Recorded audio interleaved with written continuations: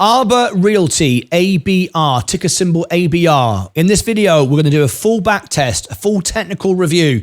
Look at the dividends, look at the margin, who's buying it on the inside, insider trading, who's selling it, what their margins are, how they compare to the S&P. A full back test, look at their income, their expenditure, their growth, their investments, the whole works.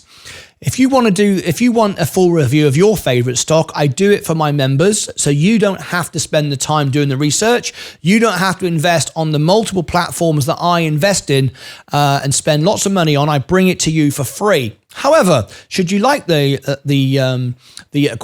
software that I use, I do have some very special affiliate links which enable you to get it cheaper than anywhere else. All my members always get the best services. So let's get straight into it. See what we think of Arbor Realty. See where we got the price predictions. Looking at all the news recently and historically around the stock. A full breakdown of Arbor Realty in this video. Okay, let's get straight into it. So what is Arbor Realty? First of all, we have covered this before, but we will do it again. And I will share with you, and openly and honestly, I'm not even in this stock right now, but maybe I will after I review it myself. Who knows? Tap the subscribe button and support my channel by ringing the bell, and you'll be notified when I go live. And also tap the like button. We'll share it out to more people, and you will then be recommended content from YouTube if you tap the like button, if you like what you're about to see. All right, let's go into Arbor Realty. What is Arbor Realty for those of you who don't know? Arbor Realty Trust incorporates a real estate investment trust which engages in the provision of the loan, origination and servicing of multifamily, senior housing, healthcare and diverse commercial and real estate assets. It's a very unique, it's probably the number one in the real estate trust family of assets to own. People that buy this particular stock tend to be more senior people who've made money through growth, who now like to get a really good dividend. Recently, it's not been so good because of the economy, because of their commercial real estate. A lot of commercial buildings have been left empty. So we've had some downtrend. But anyway, we're going to go through the whole thing for you now in great detail. I've got all kinds of software to share with you. We've got this over here, my intrinsic value, valuations and margins and everything. So first of all, let's look at it in a very simple layman's terms. I will zoom in so you can get a better view.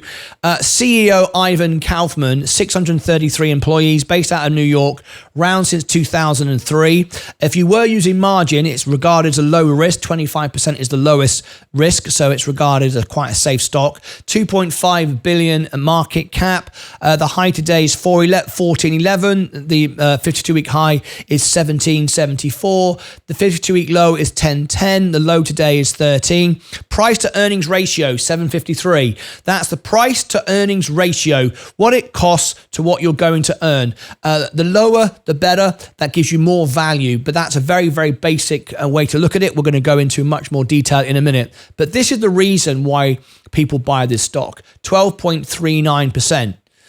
If you've made your money through growth stocks, you now can move into something like this, which gives you, if it's on your Roth IRA, tax-free, you can be receiving a tax-free income, 12.39. But of course, we do need to look at how often they've paid that, and is it reliable, and does it get paid over time? It's all very well giving you a 12% profit dividend, but if you've got a stock that's losing more than 12% a year, not really gaining very much, is it? Or if they've not paid it out every time, or are they not increasing it every time? All these things need to be taken into account. The stock today isn't doing a great deal. Its average isn't that amazing. It doesn't trade very much. People just tend to hold it and live on the dividends. Today's volume is particularly low. Okay, there it is on a basic level. Now let's go over and go in a bit deeper to the company. First of all, if we look at the best case scenarios, everything in the world is great. which right now things aren't. However, we do from today's figures have discovered and believe and predict that the inflation, the interest rates will come down in the spring and the summer, which is great. So best case scenario, it's 73% undervalued at today's prices. At the best case, well, things aren't always the best case. What we tend to use is the base case. 64% undervalued because we've now seen, like I said, the commercial market depreciate. So, we have seen things go down. So right now, looking good on the base case. What about the worst case? Worst case, undervaluation of 56%. Okay, so far, looking very promising. Wall Street give it an up plus 18%. Relative value up 71%. DCF value up 14%. Intrinsic value up 56%. And the price right now is $13. Looking great. Gross profit is $729 million. We got a tick for that. Positive free cash flow, $447 million. All looking good. Okay, so far. But is it the best stock to own? Is there something you could buy better? Well, let's carry on. Let's go down to the valuation history. We can see it's been undervalued now for, if we go back here since 2021, it's been undervalued for quite a while. Is it the best value? No, it was down at $10, 74% valuation, but it hasn't really moved hardly at all from its valuation from here since November 21. Average undervaluation is 62%. It's a possible value trap, though. It can suck you in. We can't just use this as a metric on its own. We need to look at more things than just undervalue. Remember, you don't buy this stock for growth. You buy it for the dividend. However, if the dividend isn't paying you enough, if the stock is depreciating, going down by too much, then it doesn't really make sense. Let's carry on. 1.5 million, June 29th. Then we've got September 29th. But look at the estimate for revenue going forward, dropping off. But these are only estimates. However, we've seen revenue go up, but now we're estimating a drop. Let's look at that. Operating income, you can see operating income has been increasing over 10 years, 3,697% over the last year, up 8% overall now, this in the last range of 6%. Net income is up 5%. All this is looking pretty good. Let's take a closer look. There is the operating income. You can see how the income is going up, but we need to look. There's more to it than this. Let's now look at the balance sheet. This is the most important thing for me. I'm looking at a strong balance sheet as I am a value investor. I'm looking for stocks that are likely to increase, pay me a good return, that have a good balance sheet and a good cash assets to liability ratio. The balance sheet here for Arbor Realty, 15.9 billion on assets, 15.9 billion on assets, 12.8 billion liability. So we're on the right side of that, and we can see 2.2 million current liabilities and non-current liabilities. Current liabilities 12.8 billion. Overall assets at 15.9 billion. There we go. All right. Now then, this is important too. The efficiency of the company. No point making profit. No point doing any of those things unless you've got good margins and you can you've got a good moat around you. So if margins depreciate, you are still in a strong position. Gross margin 45%, but we can see that the margins have been coming down for a while now. This isn't good. We were at 77% in 21 and 2020. If we go back to March 2020. There we go. March 2020, this is when COVID happened. They did carry on for a little while and all the way through until June 21. And then from June 21, they've been falling away. 76, 73, 70, 66, 59, and now we're down at 45. So margins are going down. Investors don't like that. Operating margin is now moving down as well. Net margin is moving down. And you can see all the other metrics there as well. Now then, fundamental score. This is important to give you an idea of should you invest in this particular company. The fundamental score for profitability is 63. We'd like to see it green, but that isn't too bad. It's not too bad. 63% out of 100.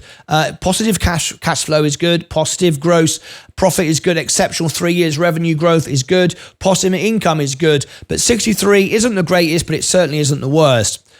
Where we've got some concern, however, is the solvency. Arbor Realty Trust solvency score is 24 out of 100. It's turning red. It's not bright red, but it's turning red. The higher the solvency score, the more solvent the company is. It's got a lot of debt, positive net debt. We don't like that. High DE, we don't like that. Long-term solvency is fine. Short-term solvency is fine. 24 is quite low, though, and I don't like that. I don't like that. So I'm not encouraged by that number. Let's look at Wall Street's targets, and let's see where Wall Street feel that this stock should go. If we've got the highest forecast, 1995, we've got a 49% upswing from here. The average forecast, which is probably more realistic, an 18% upswing. Now, if we've got an 18%, plus we've got that dividend, but I would assume this will be with the dividends reinvested. The dividends reinvested, I'm assuming that's how this will be, and I will double check that, but I'm assuming this would be the dividends reinvested is going to give us an 18% return. On the downside, however, on the worst case scenario, it's a 5% downside. I don't think it's the best thing to invest in right now. I think we can see better gains. Remember the S&P, I think, isn't like 10% a year, 10 to 15%, with less risk, I think. So not a huge upswing there, unless you think that it's going to get the higher forecast. I don't know. What do you think on that? We'll now look at ownership. Now, ownership is very, very important. This is where we see about inside trading. Who's buying the stock? Who's selling the stock? Now, this is very, very good to see. We can see over the last 9 to 12 months, there was no action at all. Over the last 6 to 9 months, we've seen some insiders buy in, and the last 3 to 6 months, we've seen it increase. Nothing in the last 0 to 3, but 3 to 6 months, we've seen it increase. The last transaction was October the 30th, just a few days ago, and Kaufman Ivan, who is the CEO and president, he bought, it says 0 worth. I've no idea why it says that. He bought 0 worth of ABR. So I'm not quite sure what that means. It says the last transaction was October the 30th. The CEO bought none. So I don't quite know what that means. So I can't really make any sense of that. But we can see here that on May the 8th, Kaufman Ivan, who was the CEO, did buy 719,000, and June the 1st, Green William C. bought 450,000. Now that's good. That's good. Let's have a quick look at when that was done. 3 to 6 months ago. That was done. They were buying May to June, okay? Let's have a look at the stock back in May to June.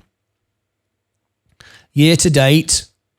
Let's have a look. May to June. So this is when insiders in the company were buying. If we go over the year, May to June, we can see how it was down.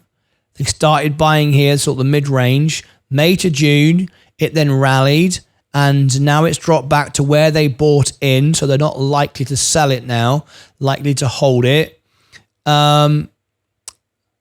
Okay. So far, looking okay. It's not a stock that excites me because I want growth. I need to build a portfolio with growth, and then I can buy something like this, but not yet. I don't have that $200,000 target, so I can't yet do that. Now then, there's one more thing I want to look at. That is this metric here. Let me bring it to you. Shareholder return over the last 5 years. We can see it there. So now we've had a look at the metrics and the valuations. Now let's compare to the S&P. We want to know if we'd invested $10,000, what would have given us the best return over a period of time. That's a very, very important metric to do as well. So let's go and have a look at this, and then we can make a final decision whether we think we'd like to buy Arbor Realty. If we invested $10,000 all the way back here in 2010, $10,000, we would have now in Arbor Realty, by reinvesting the dividends, this is a reinvesting structure, I built it into the price, $57,989. On the S&P, we would have $42,000. So, excuse me, over the period from 2011 to now, we would be significantly higher owning Arbor Realty over the S&P. I'll zoom in so you can see it clearly. There is the number there, look. So as we can see, we would have made more money on Arbor Realty as compared to the S&P. But as you can see, Arbor Realty has much more volatility. And we can see here the price, if we look at January the 31st, how it fell off. The stock price fell off due to COVID. That's no surprise. Even though the income stayed the same, everybody dumped the stock. So it's much more volatile. But after that, it rallied. But when the people realized actually it was holding its value, it went all the way back up again. So what do you think? Is Arbor Realty an asset for you? I have to be honest, it's not one for me right now. You do need to understand that this stock is particularly for people who have had years of great growth, then move into something much more stable and just hold their money here long term. For me, I'm not there. I need to build a much more a much greater portfolio before I start moving into this. There are other realty companies we could look at. Realty, I think it's O, is regarded as one of the favorites. But another day we can compare the two. But for today, that'll do. I hope you enjoyed that. That's a back test technical review on Arbor Realty. Do you like it? It's got a good dividend. However, it's got some volatility on the share price. We are seeing margins decrease. Of course, they do invest. They are involved in commercial real estate. If we are now going to start the new year with rates coming down and businesses starting to grow, then of course that's a good time for them. Good time to be in, perhaps. So if we look at the overall price of the stock right now, then maybe now is not a bad time to get it. It looks like it's undervalued, but again, you can't take they can't take that as read. That's what you should do just because of the undervaluation. You've got to look at the margins and the future and everything else. But overall, it's a good one to own, I think. It's not for me right now. I'm going to give it some time. So anyway, there we go. There's my review for Arbor Realty. Click above my head if you want all my social links, my newsletter, my X account. You want to know what I'm buying and selling before I buy and sell. You want to become a member. Also, the links are all below in the description. I'll do a review for you like this, so you don't have to invest in all the software. I can provide it. If you want the software that I use, I can provide you with a discount to that software as well. My members always get the best deals for everything. It's what I insist on when I do affiliate deals. Click over here and you'll find more videos down here for things that you might find interesting.